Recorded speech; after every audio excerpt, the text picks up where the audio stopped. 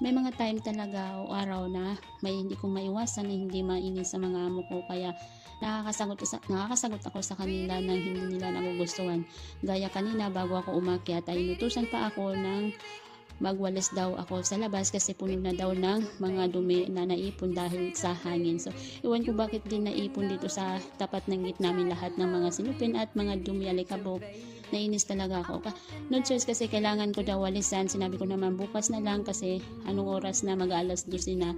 So, kailangan ko daw walisan kasi bukas marami daw ako gagawin kasi nga dito kakain yung mga kapatid ng amo ko na mga lalaki saka yung mga anak niya kaya kailangan ko daw walisan.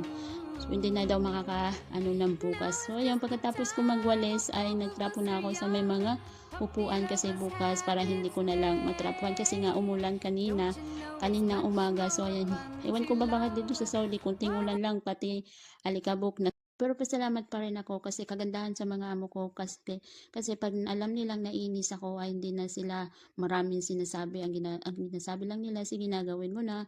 Hindi gaya sa ibang amo na pag alam nila na inis ka, sige pa, lalo ka lang inisin o papagalitan.